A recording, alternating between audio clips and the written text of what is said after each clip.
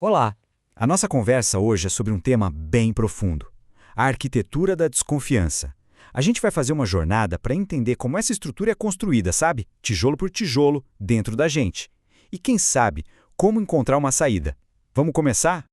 E para guiar a gente nessa conversa, vamos usar uma imagem bem poderosa que está aí na tela. A desconfiança constrói uma fortaleza ao redor do coração. É isso. A gente não está falando só de um sentimento vago. Não, é uma estrutura, uma fortaleza que a gente ergue para se proteger, claro, mas que, com o tempo, acaba virando a nossa própria prisão. Beleza. O nosso roteiro para essa exploração tem 4 partes, como um mapa mesmo. Primeiro, a gente vai entender o que é viver nessa neblina da desconfiança. Depois, vamos identificar o sistema de alarme dessa fortaleza. Em seguida, a gente mergulha na arquitetura invisível dela e, por fim, vamos falar sobre como, talvez, escapar. Então, vamos para o nosso primeiro ponto. Tudo começa aqui, sabe? Nesse lugar de confusão, de medo. É como viver numa neblina muito densa, onde os sentimentos são meio que um borrão e a gente não sabe para onde ir. É justamente aqui que o primeiro passo para encontrar alguma clareza precisa ser dado. E qual é esse primeiro passo? É se tornar uma espécie de cartógrafo emocional. Pensa nisso. É um ato de coragem, né? Olhar para toda aquela confusão de sentimentos e começar a dar nome às coisas. Transformar o caos em dados, em um mapa que, finalmente, a gente consegue ler. Olha só essa frase, ela resume tudo. O diagnóstico é o ato de sair da torre para ver a neblina, em vez de apenas amaldiçoá-la de dentro. É exatamente isso. Não adianta ficar lá dentro xingando a neblina sem entender o que está acontecendo. O lance é sair, olhar e dizer: ok, existe uma neblina aqui. Essa consciência do que se está sentindo, nossa, já é o primeiro grande passo.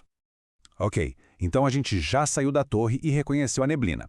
O próximo passo é entender o sistema de alarme dessa fortaleza. Pensa naqueles alarmes super sensíveis, sabe, que disparam por qualquer coisinha? São esses alarmes internos, hiperativos, que mantêm as muralhas sempre de pé. E esses alarmes se manifestam de 3 maneiras principais. Primeiro, nas nossas emoções, que funcionam como sentinelas. Segundo, no nosso corpo, que vira tipo um manuscrito das nossas memórias. E terceiro, nos pensamentos, que são os dogmas, as leis gravadas na pedra dessa fortaleza. Vamos olhar cada um deles de perto. Começando pelas emoções, as sentinelas viciadas. O nome é forte, né? Mas a ideia é essa. São sentinelas que estão tão acostumadas a um tipo de ataque que ficam viciadas em procurar por ele. O ponto principal aqui é que esses alarmes emocionais, muitas vezes, não estão reagindo ao que está acontecendo agora. Eles disparam com base na memória da última invasão, da última ferida. É uma reação ao passado, projetada no presente. E como é que a gente sente isso na prática? Bom, pode ser aquele pavor gelado, sabe? Aquela antecipação de que a rejeição vai vir mesmo que não tenha sinal nenhum disso.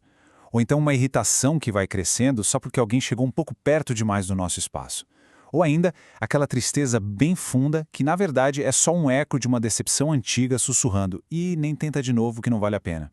Agora vamos falar do corpo. O corpo é fascinante, né? Ele é descrito aqui como o manuscrito da alma. Ele guarda tudo. O corpo vira um registro vivo da desconfiança, segurando memórias em forma de tensão física. Muitas vezes são coisas que a mente consciente está fazendo de tudo para esquecer.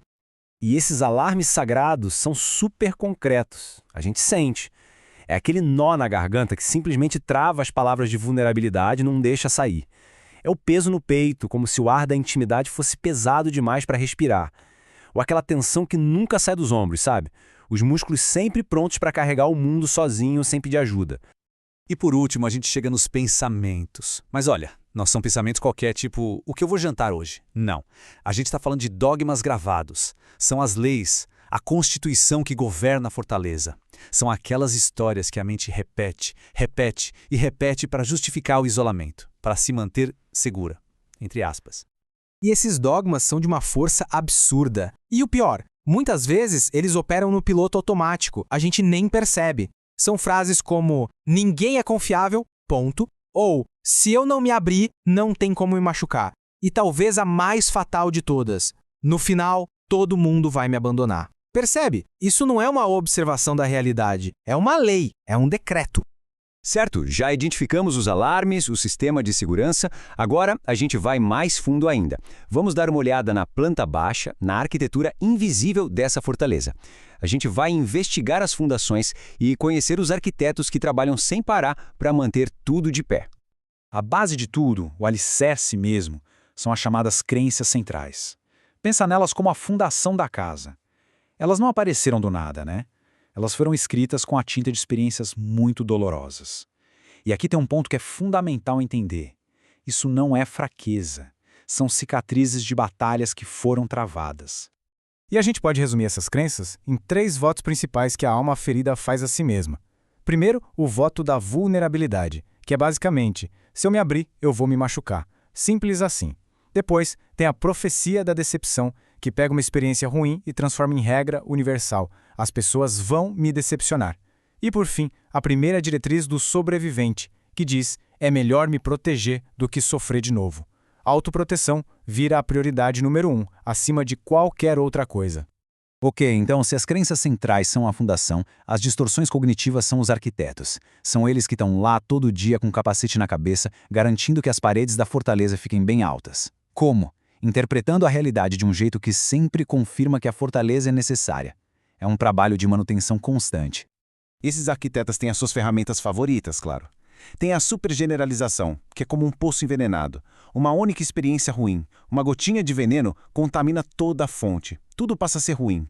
Tem a leitura mental, o autor arrogante, que é aquela mania de achar que a gente sabe o que o outro está pensando. E claro, sempre escreve o pior final possível para a história. E tem a catastrofização, a ponte de cristal, que faz a gente acreditar que qualquer passo em falso, qualquer risco, vai quebrar tudo e a queda vai ser fatal. Ufa!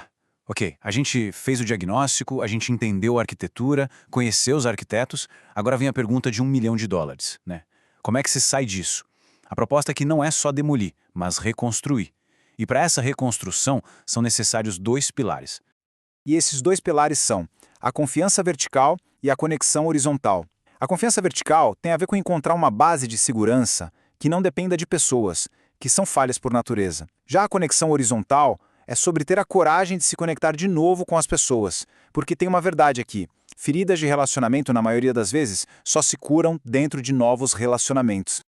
Vamos falar primeiro do pilar vertical. A analogia aqui é a de um paraquedas mestre. Pensa só, se a segurança da sua vida não depende mais dos seus próprios esforços, do seu controle ou da perfeição das outras pessoas, mas está ancorada em algo muito maior e mais confiável, como a fé, por exemplo, aí fica mais fácil arriscar pequenos saltos de vulnerabilidade no dia a dia, porque no fundo o pouso final já está seguro. E essa passagem de Provérbios resume perfeitamente a essência desse pilar. Confie no Senhor de todo o seu coração e não se apoie em seu próprio entendimento. É um chamado para confiar numa sabedoria que vai além do nosso próprio entendimento, que, como a gente acabou de ver, pode estar totalmente distorcido pelo medo e pelas feridas do passado. E para fechar, o pilar horizontal. A imagem aqui é da corda da comunidade. Imagina escalar uma montanha. Ir sozinho é muito mais arriscado, né? Mas quando tem alguém amarrado na mesma corda, se um escorrega, o outro pode segurar. O risco não some, mas ele é compartilhado, e isso vira força. A desconfiança quer isolamento. O antídoto para isso é a conexão. E tudo isso nos traz para uma reflexão final. Depois de ter mapeado todo esse território da desconfiança, a pergunta que fica é: onde será que está o maior desafio pessoal? Será que é na construção daquele pilar vertical que exige a difícil tarefa de entregar o controle? Ou será que é na construção do pilar horizontal, que exige a coragem de se conectar de verdade com outras pessoas? A resposta para essa pergunta pode ser, quem sabe, o verdadeiro ponto de partida para a reconstrução.